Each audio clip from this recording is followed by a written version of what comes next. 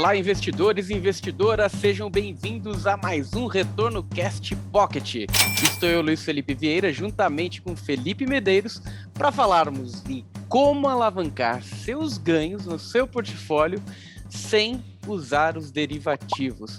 Felipe, parece que o mercado ele trabalha com essa mágica aí também, através de um indicador muito conhecido chamado beta, né? É verdade, cara. E isso é bem interessante que às vezes principalmente o investidor de fundos, né? Ele quer olhar lá o gráfico, olha a volatilidade, e aí ele se espanta de quanto que o fundo ele tem essa volatilidade alta, tem essa variação acima do que o mercado está tendo num determinado período, e ele já supõe, pô, esse cara aqui está alavancado, né? Ele provavelmente está com o pé na jaca ali enfiado em derivativos, né? Fazendo termo, fazendo sei lá o que, né? E aí, quando você também dá para ver ali na nossa ferramenta da Mais Retorno, né? Você abre a carteira do fundo, você vê, ué, mas não fala nada de derivativo, né? Tô vendo aqui que o cara é bem posicionado em ações. Então, como que faz essa mágica, né? Não, perfeito. Então, falando propriamente do beta, a gente pode colocar como significado, né, da palavra grega aí, do beta aí para os ativos de renda variável, que é a medida de variação, de volatilidade relativa a um indicador, né? Basicamente você comparar o seu ativo frente ao mercado, né? É isso Colocar aí. ali o Ibovespa, pega um ativo e compara ele em relação ao Ibovespa. Ele é mais ou menos intenso do que aquela variação média ali de mercado, né? Perfeito. Até assim, a teoria de finanças, quando você pega o beta no sentido do beta do CAPM, tá? Não precisa se preocupar com formulinha nem nada, tá, pessoal? O CAPM é só uma metodologia para você estimar o valor esperado né, o valor futuro, ou o percentual que você espera que vai crescer uma determinada empresa em cima de outros indicadores de mercado, né? Então, a taxa livre de risco, né, tipo a nossa Selic, e o que você espera que vai valorizar, por exemplo, o Ibovespa também. Aí você em cima de mais ou menos a variação, né, o risco de uma determinada ação, você diz, então essa ação vai valer tanto no futuro. É basicamente isso. Mas nesse sentido, o significado do beta para finanças é o indicador de risco sistêmico, né? Que tem dois tipos de risco bem básico aí que quem já investe deve ter uma noção, né? Que é o que a gente chama de risco sistêmico e não sistêmico, ou nomezinho mais simples pode ser risco diversificável e não diversificável, que é aquela ideia de que uma parte do risco da sua carteira você consegue diversificar totalmente, que é o risco diversificável. Então é aquele risco específico de um determinado ativo, né? Então, se você tem uma ação sozinha e aquela empresa quebra, você está tomando o risco inteiro daquela ação no meio da sua cara, né? Agora, se você tem lá várias ações numa carteira, então pode quebrar uma empresa que você vai ter outras te protegendo, então você diversificou e diminuiu bem o risco diversificável, o risco não sistemático. Mas tem um risco que não importa quantos ativos você tiver na sua carteira, que é o risco sistemático, que é o que mede o beta e tudo mais, que você não consegue fugir dele, né? Se o mercado cair, vai cair todo mundo junto, né? E a sua carteira vai estar propensa a tomar esse risco também. Então, o legal do beta é isso também, né? Ele serve para você avaliar como sua carteira como um todo vai reagir, independente de você ter se diversificado bem ou não, né? Perfeito. Qual que é a intensidade da sua estrutura de ativos, né? Será que os seus ativos são mais ou menos intensos? Se acontece um evento totalmente inesperado, uma pandemia, você espera que sua carteira caia mais ou menos do que o mercado, lembrando que o drawdown ali muitas vezes consegue traz um impacto significativo para o portfólio que pode levar alguns anos ali para recuperar, né? E o inverso também é verdadeiro, né? Se o mercado ele sobe, qual que é a sua expectativa de alta? É superar esse mercado? E o beta é uma boa medida para a gente identificar essa intensidade de portfólio, tanto individualizado quanto na composição de pesos, né, que você tem dentro da sua estrutura. Inclusive, Felipe, a gente tem um vídeo recente, lançado ali no finalzinho do mês de junho, sobre como analisar o beta. Lá eu acabei não explicando muito bem do indicador, porque eu estava focando muito no cálculo, para facilitar ali, quem quiser olhar uma ação específica, como faz essa verificação, como faz essa análise. E a gente estava brincando ali com algumas estruturas, né? Entre defensivas, estruturas mais ofensivas, para a gente conseguir fazer uma ponderação de peso interessante. E a gente acabou olhando ali alguns históricos bacanas ali em relação a commodity, tecnologia, empresa que envolve mais recorrência, pegam empresas de energia, né? Tendo um beta muito inferior ali a uma média de mercado, né? Eu acho que vale, eu não sei se você tinha falado antes, né, mas acho que vale aí para quem caiu de paraquedas e não está entendendo muito bem, né? Então o beta, ele vai te dar uma medida que ela varia de zero até infinito, né? Basicamente, o que o beta vai te mostrar é a intensidade que um ativo vai variar em relação ao benchmark, aqui no caso, que a gente está se referenciando como mercado, é o próprio Ibovespa.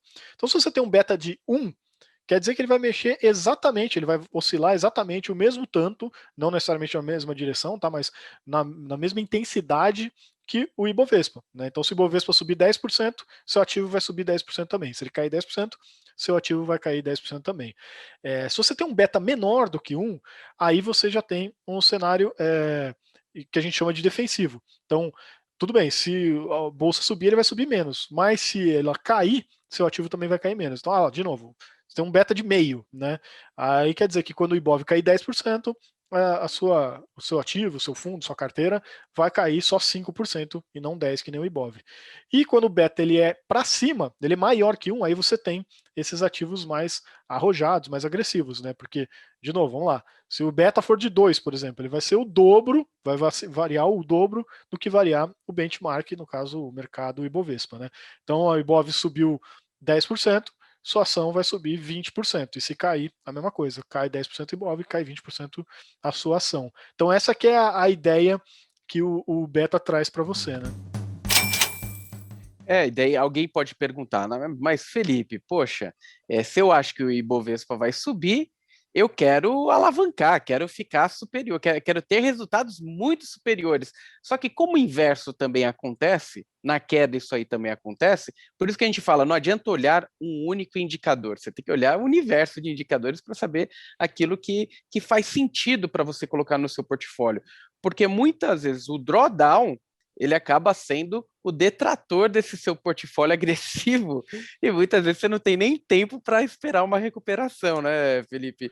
É por isso que trabalhar com beta ajustado ali é muito importante para o seu momento de vida, seu perfil de investidor, né?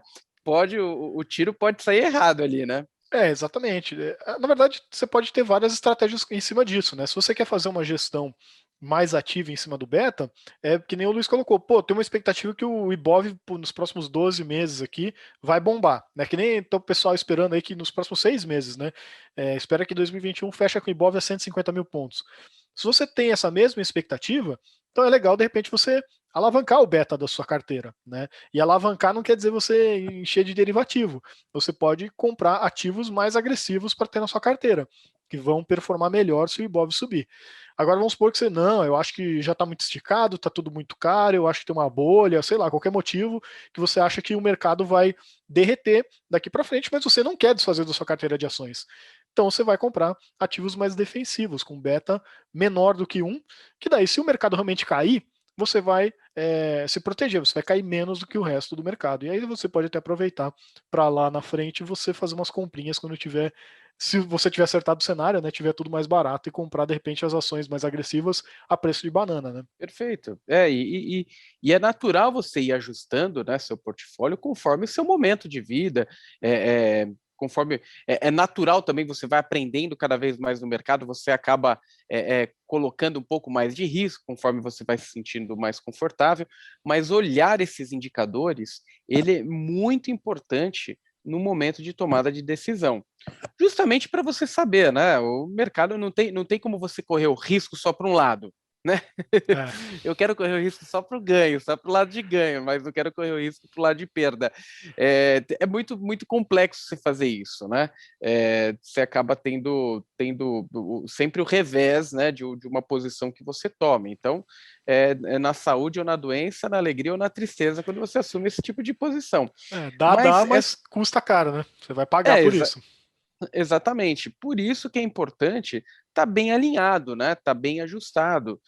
Quantos cases a gente conhece de pessoas que tinham uma exposição de ativos ali que no cenário positivo ganhavam muito mais do que o Ibovespa, no cenário negativo praticamente perdem o portfólio como um todo, né?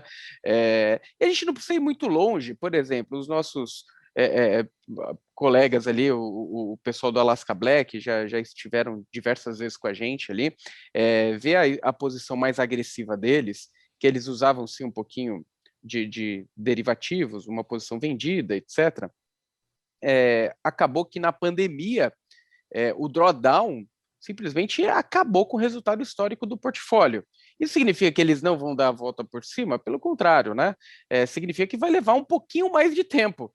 Você teria esse tempo? Estava dentro das suas expectativas? Estava na tua conta isso? Quem colocou todo o teu portfólio de forma alavancada ali se deu muito mal nesse processo, né? Vai levar aí pelo menos 2, 3 anos pela frente para ter uma recuperação e um ganho, voltar a ter um ganho. Então, saber os riscos que você tá correndo, né, frente ao resultado que você quer obter, é muito importante. No final das contas, a gente não tem competição. O mercado, ele não pode ser uma competição com o seu vizinho. Você não pode ter que ganhar. Quero ganhar do meu vizinho, eu quero ganhar do Ibovespa. Você tem que traçar os seus propósitos, seus objetivos, de acordo com os seus objetivos individuais. O que é? Eu quero comprar minha casa à vista. Trabalhe esse objetivo no prazo que você quer. Às vezes, um ganho de 6, 7% ao ano é suficiente para você atingir seu objetivo. Né? Não precisa correr um risco superior a isso. Eu quero me aposentar com 60 anos, eu tenho 25 anos. Poxa, você tem um tempo, qual que é a tua recorrência, qual que são os seus aportes, olha ali a tua medida de risco e projeta esse prazo. Eu tenho só 5 anos, será que faz sentido ter um beta superior a um beta de mercado? Né? Uma vez que você tem um drawdown, possivelmente você possa ter que recriar sua expectativa de volume, de patrimonial lá na frente. Então, é muito importante esse alinhamento e os seus objetivos terem relação com a tua vida. Não fica olhando o vizinho, porque uma coisa é certa, você nunca vai ser o melhor do mercado e você vai se frustrar toda vez que você comparar as coisas que acontecem de melhor, porque o mercado é cíclico, né? É isso aí, cada um tem a sua própria situação, né, seus próprios objetivos. Então, querer padronizar sua carteira igual todo mundo está fazendo é bem temerário, assim, né? E se você realmente quer ganhar o que está ganhando no mercado, então vai lá e compra ETF, né? E pronto, resolve o seu problema, né? Muito bom. Olha, e se ficou alguma dúvida, você tiver alguma crítica ou sugestão aqui para a gente fazer nos próximos episódios, mande para a gente no retornocast@maisretorno.com. Esperamos que a gente tenha traduzido um pouco esse financeiros aí do mercado para vocês. E o vídeo que eu falei. Isso que eu ia falar. Quem quiser aprender a calcular esse beta ou conseguir consultar rapidinho quanto que tá o beta da ação XYZ, aí assiste lá o vídeo do Luiz, que ele ensinou direitinho lá como é que faz esse cálculo e, enfim, bem fácil. Só puxar lá no YouTube da Mais Retorno, finalzinho de junho tá lá o vídeo como analisar o beta.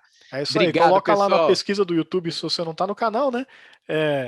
Beta mais retorno. Pronto, você vai achar lá o Luiz, aí não tem erro. Fechado. Contem com a gente. Obrigado, pessoal. Até a próxima. Um abraço, pessoal.